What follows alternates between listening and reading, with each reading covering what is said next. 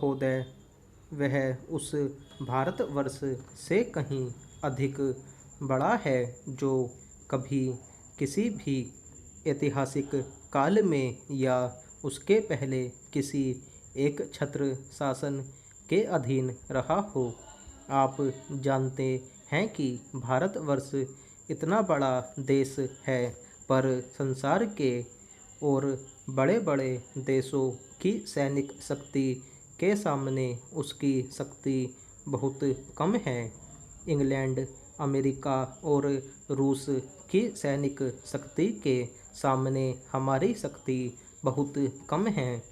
ऐसी स्थिति में हमारे सामने प्रश्न यह है कि क्या हम किसी के सामने झुक जाएं, किसी के साथ मिल जाएं, या अपने को तटस्थ और स्वतंत्र रखें। किसी के साथ मिल जाने का अर्थ यह हो सकता है कि हमें उसके प्रभाव या उसकी शक्ति का लाभ मिले, परंतु उसका परिणाम भयंकर हो सकता है।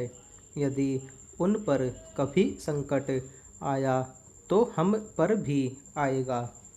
यदि हम अलग रहते हैं तो हम अपने पैरों पर खड़े होकर अपनी शक्ति से बहुत कुछ कर सकते हैं।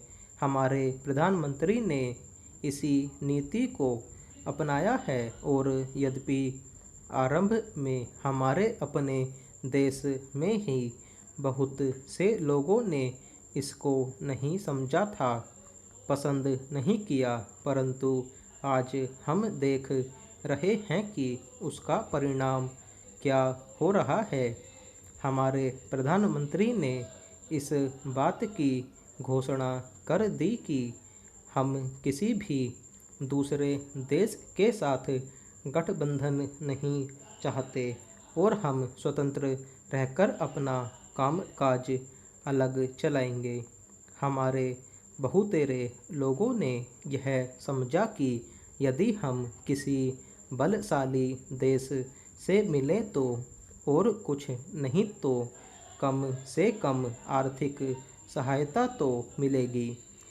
जो देश यह चाहते थे कि हम उनके साथ मिलें, उन्होंने तो बुरा माना ही।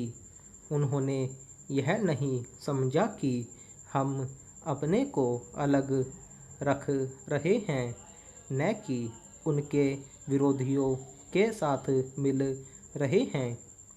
जैसे जैसे समय बीतता गया, धीरे धीरे उन्होंने भी हमारी विदेशी नीति को समझा।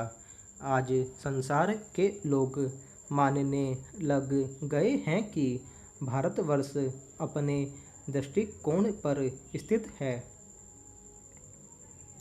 इतना ही नहीं, बल्कि एक नए देश को, जिसे स्वतंत्र हुए अभी 55 वर्ष ही हुए हैं, जो स्थान मिल सकता है, उससे कहीं ऊंचा स्थान हमको मिल गया है, और हमारा उत्तरदायित्व भी बढ़ गया है।